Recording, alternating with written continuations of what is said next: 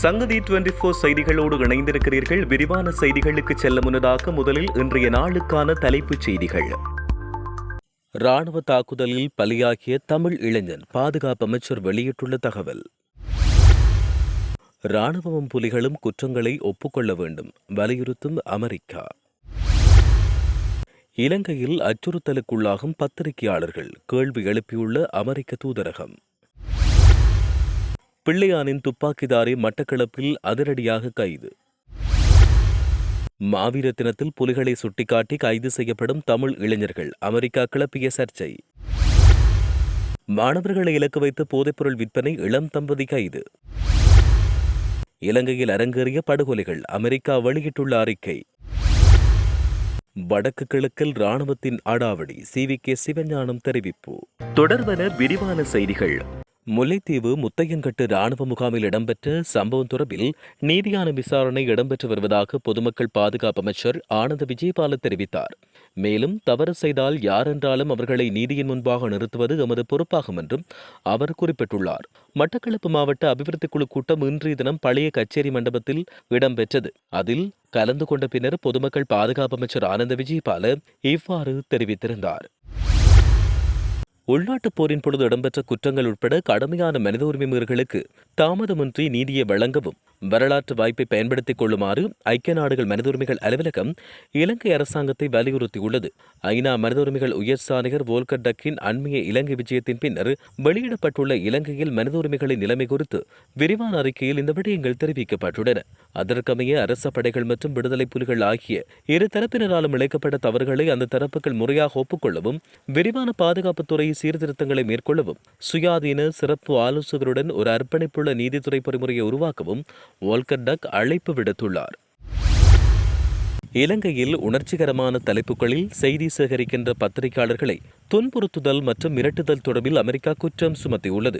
வடக்கு மற்றும் கிழக்கு மாகாணங்களில் உள்ள சில பத்திரிகையாளர்கள் குடிமக்கள் பத்திரிகையாளர்கள் உட்பட குறிப்பாக உள்நாட்டுப் போர் அல்லது அதன் பின்விளைவுகள் தொடர்பான தலைப்புகளில் செய்தி வெளியிடும் போது அரச பாதுகாப்பு சேவைகளின் உறுப்பினர்களிடமிருந்து துன்புறுத்தல், அச்சுறுத்தல்கள், மிரட்டல் மற்றும் குறுக்கீடு செய்தமை தொடர்பில் முறைப்பாடு கிடைத்துள்ளதாக அமெரிக்கா சுட்டிக்காட்டியுள்ளது.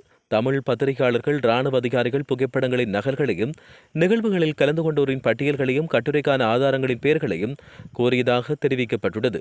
சில நேரங்களில் அரசாங்க வாகனங்களில் பத்திரிகையாளர்களை, குறிப்பாக போராட்டங்களை செய்தி வெளியிடுவோரை கண்காணித்ததாகவும் செய்தியாளர்கள் குற்றம் சுமத்தியுள்ளனர். குறிப்பாக இது தொடர்பான பல்வேறுபட்ட முறைப்பாடுகளை அங்கு அவர்கள் தெரிவித்துள்ளனர்.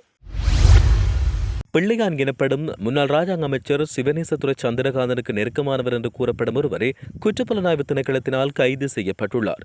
பிள்ளையானால் திட்டமிட்டதாக கூறப்படும் பல கொலைகளில் துப்பாக்கிதாரியாக செயற்பட்டவர் என்று சந்தேகப்படும் ஒருவரே இவ்வாறு கைது செய்யப்பட்டுள்ளார். மட்டக்களப்பு காத்தான்குடி பகுதியில் வைத்து அவர் கைது செய்யப்பட்டுள்ளதாக தெரிவிக்கப்பட்டுள்ளது. 2024 மாவீர தினத்தில் பங்கேற்ற போது தமிழீழ விடுதலை புலிகள் அமைப்பின் போராளிகளை ஆதரிக்கும் விதமாக செயற்பட்டவர்கள் என்று கூறி இடம்பெற்ற கைதுகள் தொடர்பில் அமெரிக்க அரசாங்கம் கேள்வி எழுப்பியுள்ளது. குற்றச்சாட்டுகள் இல்லாமல் நீண்டகால தடுப்பு காவல் என்ற தலைப்பில் அமெரிக்கா 2024 ஆண்டுக்கான மனித உரிமைகள் நடைமுறைகள் குறித்து இலங்கை தொடர்பான அறிக்கையில் இந்த விடயத்தை சுட்டிக்காட்டியுள்ளது. இலங்கையில் காணப்படும் இந்த சட்டம் தன்னிச்சையான கைது மற்றும் தடுப்பு காவலை தடை செய்து மேலும் எவ்வொரு நபரும் தங்கள் கைது அல்லது தடுப்பு காவலின் சட்டப்பூர்வமான தன்மையை நீதிமன்றத்தில் தபால் செய்யும் உரிமையை வழங்கியது. அரசாங்கம் பொதுவாக இந்த தேவைகளை பின்பற்றவில்லை. ஜனவரி மற்றும் ஆகஸ்ட் மாதங்களுக்கிடையில் தன்னிச்சையான கைது அல்லது தடுப்பு காவல் தொடர்பாக 838 புகார்கள் கிடைக்கப்பெற்றுள்ளது. இதில் பத்திரிகையாளர்கள் மற்றும் அரசியல்வாதிகள் கைது செய்யப்பட்டனர். சில சமயங்களில் காவல்துறையினர் கைதிகளை தனிமைப்படுத்தினர். மேலும் வழக்கறிஞர்கள் வாடிக்கையாளர்களை சந்திக்க அனுமதி கோரி விண்ணப்பிக்க வேண்டியிருந்தது. இதுபோன்ற கூட்டங்களில் காவல்துறையினர் அடிக்கடி கலந்து கொண்டனர். அதேவேளை அவர்கள் மீதான குற்றச்சாட்டுகள் கைவிடப்பட்டன அல்லது விடுவிக்கப்பட்டன. செப்டம்பர் மாத நிலவரப்படி பயங்கரவாத தடைச்சட்டத்தின் கீழ் சிறையில் அடைக்கப்பட்டவர்களில் 42 பேர் குற்றவாளிகள் மற்றும் விசாரணைக்கு முந்தைய தடுப்பு கைதிகள் என சிவில் சமூக குழுக்கள் மதிப்பிட்டுள்ளதாக தெரிவிக்கப்பட்டுள்ளது. நீதித்துறை சுதந்திரமில்லாதது மற்றும் குறைந்தபட்ச இழப்பீடு ஆகியவை தனிநபர்கள் நீதிமன்றங்களில் கைது அல்லது தடுப்பு காவலை எதிர்கொள்வதை ஊக்கப்படுத்தவில்லை என்று மனித உரிமைகள் குழுக்கள் தெரிவித்தன என்று அந்த அறிக்கை கூறியுள்ளது. அனுராதபுரம் பிரதேச மாணவர்களை இலக்கு வைத்து போதைப்பொருள் வர்த்தகத்தில் ஈடுபட்ட இளம் தம்பதியினர் கைது செய்யப்பட்டுள்ளனர். கொழும்பை அண்மித்த மீகொட பிரதேசத்தில் வைத்து அவர்கள் கைதாகினர். சந்தேக நபர்களிடமிருந்து சுமார் 3 கோடி ரூபாய் பெறுமதியுடைய ஐஸ், கெரோயின் மற்றும் போதை மாத்திரைகள் என்பன கைப்பற்றப்பட்டதாக காவல்துறை குறிப்பிட்டுள்ளது. அனுராதபுரத்தில் உள்ள பாடசாலை மாணவர்களை இலக்கு வைத்து குறித்த போதைப் பொருட்களை விநியோகம் செய்ய சந்தேக நபர்கள் திட்டமிட்டிருந்தமை ஆரம்பகட்ட விசாரணையில் தெரியவந்துள்ளது. கைது செய்யப்பட்ட தம்பதியை கோமாகம நீதிமன்றில் முன்னிலைப்படுத்த நடவடிக்கை எடுக்கப்பட்டு வருகிறது. இலங்கையில் மனித உரிமை மீறல்கள் குறித்து கடுமையான அச்சங்களை அமெரிக்கா தன்னுடைய 2024ஆம் ஆண்டுக்கான மனித உரிமை நடைமுறை நாடு அறிக்கையில் வெளியிட்டுள்ளது. இதில் நீதிமன்றத்துக்கு வெளியே நிகழ்த்தப்படும் கொலைகள், காவல்துறை காவலில் ஏற்பட்ட மரணங்கள், செய்தியாளர்கள் மீதான மிரட்டல்கள் மற்றும் கருத்து சுதந்திரத்துக்கான கட்டுப்பாடுகள் உள்ளிட்ட விடயங்கள் சுட்டிக்காட்டப்பட்டுள்ளன. இந்த அறிக்கையில் மேலும் 2022ஆம் ஆண்டு அறகலிய மக்கள் போராட்டத்துக்கு பிறகு மக்களால் நேரடியாக தேர்ந்தெடுக்கப்பட்ட முதல் ஜனாதிபதி ஆட்சிக்காலம் மீது எனினும் குற்றச்சாட்டுக்குள்ளான அதிகாரிகளை பொறுப்பு கூறச் செய்வதில் அரசு மிக குறைந்த முயற்சிகளை எடுத்ததென்று கூறப்பட்டுள்ளது. முக்கிய கண்டறிதல்களில் ஜனவரி முதல் ஆகஸ்ட் வரை மனித உரிமைகள் ஆணையம் பதிவு செய்த 7 காவல்துறை காவலில் ஏற்பட்ட மரணங்கள், வாக்குமூலம் பெறுவதற்காக மேற்கொள்ளப்பட்டதாக கூறப்படும் சித்திரவதை சம்பவங்கள் மற்றும் விமர்சகர்களை கைது செய்வதற்காக பயங்கரவாத தடுப்புச் சட்டம் தவறாக பயன்படுத்தப்பட்டதாக குற்றச்சாட்டுகள் முன்வைக்கப்பட்டுள்ளன. மேலும் பாதுகாப்பு படையினரின் மனித உரிமை மீறல்களுக்கு எதிராக நீதிமுறை நடவடிக்கைகள் மிக குறைவாக உள்ளதால் தண்டனையின்றி விடுபடும் நிலைமை நாட்டில் இன்னும் கடுமையான பிரச்சனையாக உள்ளதாக அந்த அறிக்கையில் மேலும் சுட்டிக்காட்டப்பட்டுள்ளது. வடக்கில் தொழில் வாய்ப்பில்லாத இளையோருக்கு அரச காணிகளை பகிர்ந்தளியுங்கள் என ஜனாதிபதிக்கு சபா குகதாஸ் கோரிக்கை விடுத்தார். இளைஞர்களை நோக்கி நாட்டை வழிநடத்த வாருங்கள் என்று ஜனாதிபதி அனுகுமார் திசாநாயக்க அழைப்பு விடுத்தார். நாங்கள் அதை வரவேற்கிறோம். ஆனால் கொடிய யுத்தத்தால் பாதிக்கப்பட்ட வடக்கு கிழக்கு மாகாணங்களில் தமிழ் இளையோர் 1 லட்சத்துக்கும் அதிகமானோர் தொழில் வாய்ப்புகளின்றி குடும்ப வறுமையில் அடிப்படை வாழ்க்கை பின்னடைவை சந்தித்து வருகிறார்கள். 75% இளையோர் அடிப்படை மூலதனமின்மையால் அவர்களின் பெறுமதியான இளமை காலம் இருண்ட யுகமாக மாறியுள்ளதாக அவர் தெரிவித்தார்.